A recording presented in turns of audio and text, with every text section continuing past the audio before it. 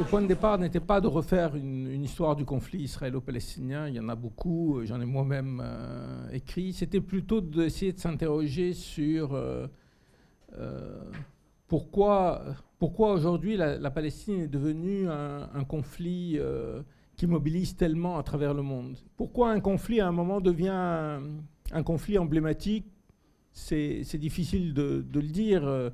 Ce n'est pas forcément parce qu'il est le conflit le plus meurtrier, ce n'est pas forcément parce qu'il est le conflit le plus grave, mais parce qu'à un moment, il dit une certaine vérité, je dirais. Quand on voit les conflits qui, dans les années, disons, de l'après-Seconde Guerre mondiale, ont marqué les opinions, ont été des conflits qui ont pris une dimension internationale, ça n'était pas forcément les conflits les plus graves, mais ça a été des conflits symboliques, ça a été le Vietnam et l'Indochine ou l'Afrique du Sud. Je pense que si ces conflits Vietnam, Indochine, Afrique du Sud et aujourd'hui Palestine ont pris cet aspect symbolique, c'est parce qu'ils sont, disons, sur la ligne de faille entre le Nord et le Sud, entre l'Orient et l'Occident. Pour beaucoup de gens, ce qu'on retient du XXe siècle, c'est évidemment les deux guerres mondiales, c'est évidemment le communisme et la chute du communisme.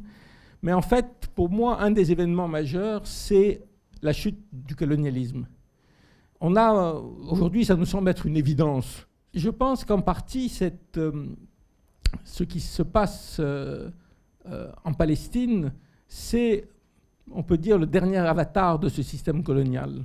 Et il remet, je dirais, dans le débat toute une série de questions autour de qu'est-ce qu'a été le colonialisme. Dans l'histoire du XXe siècle, qui a été largement, pour nous, une histoire, je dirais, qui est une histoire écrite d'un point de vue occidental.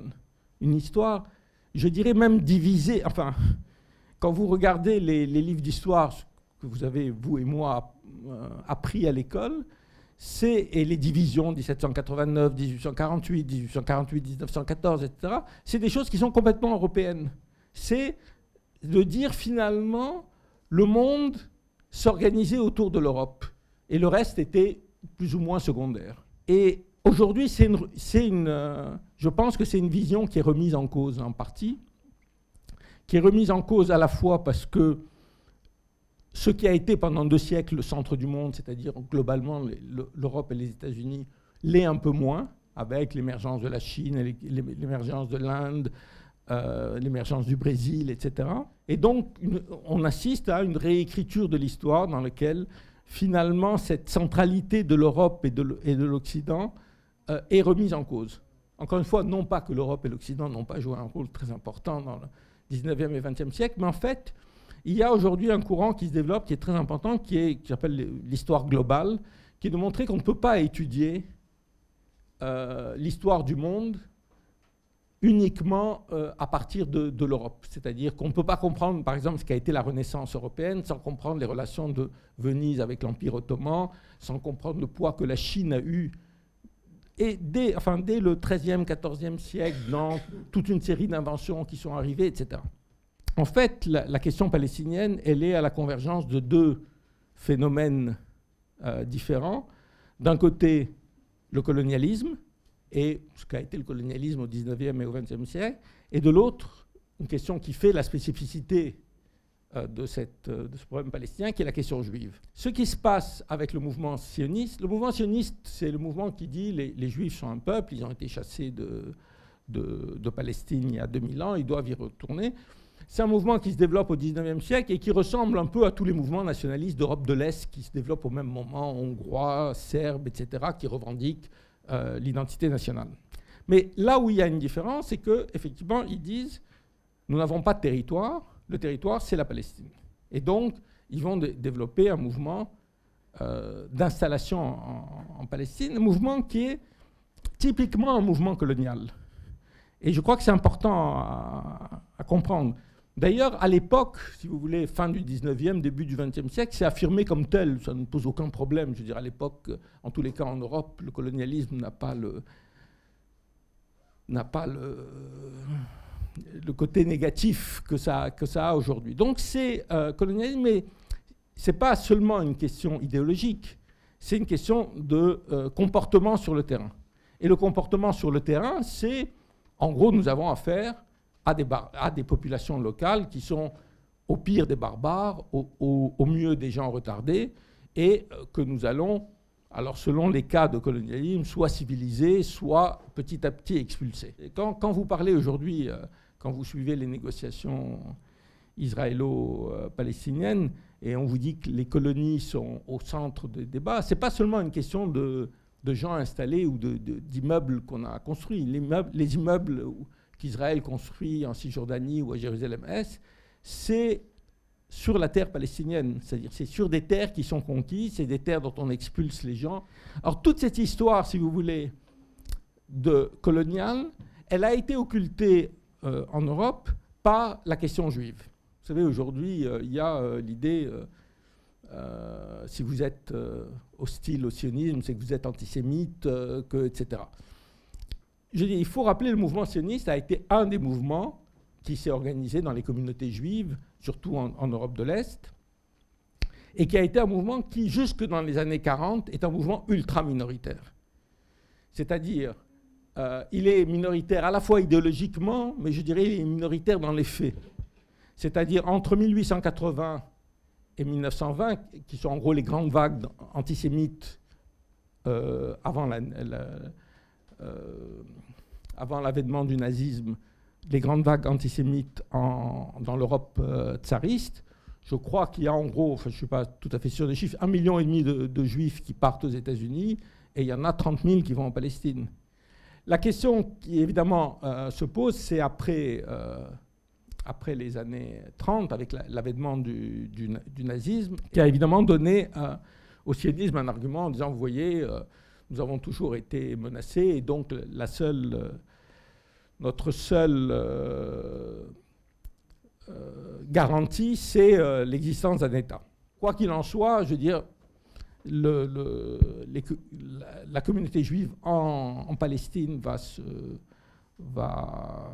s'organiser, créer l'État d'Israël, aboutir à l'expulsion d'une partie importante des Palestiniens et à une situation que nous connaissons aujourd'hui. Il ne faut pas oublier non plus que une partie de l'extermination des Juifs a été, allemands et d'Europe de l'Est, a été rendue possible parce que dans les années 20 et 30, les États-Unis et l'Europe se sont fermés à l'immigration.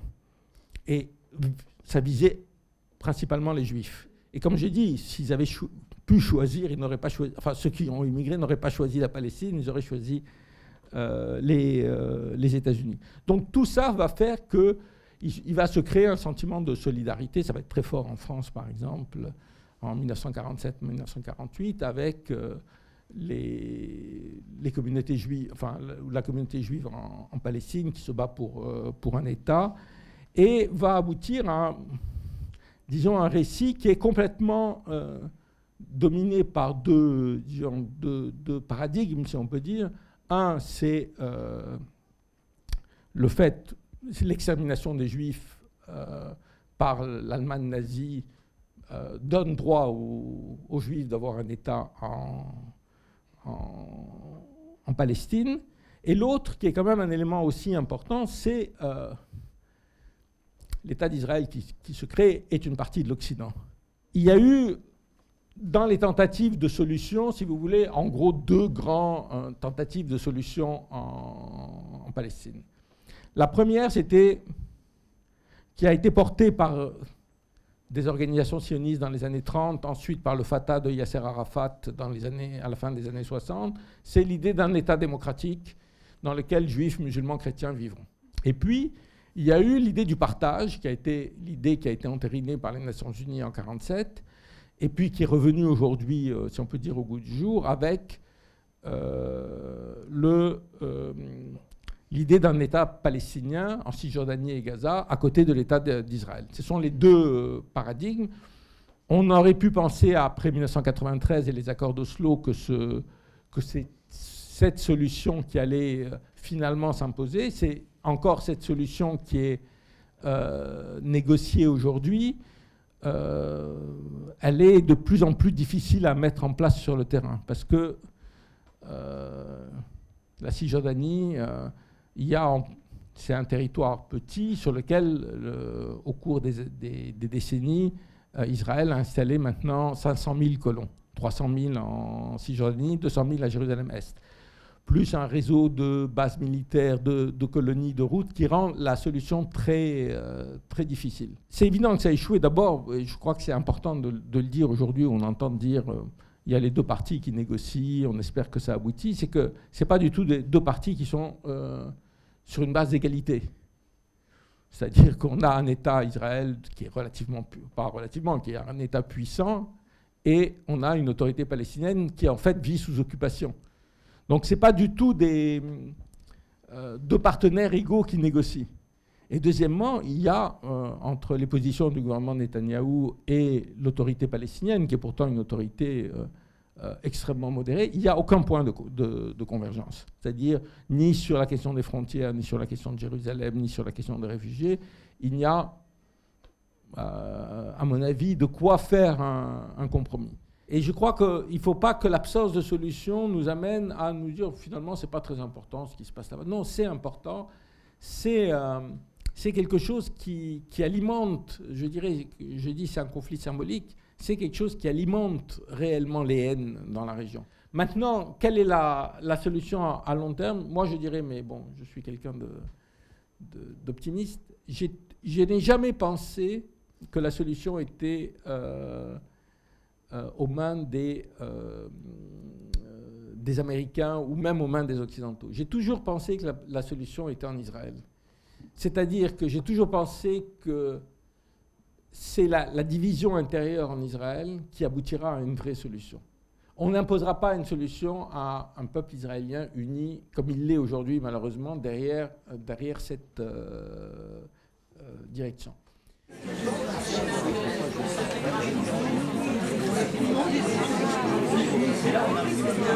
Oui.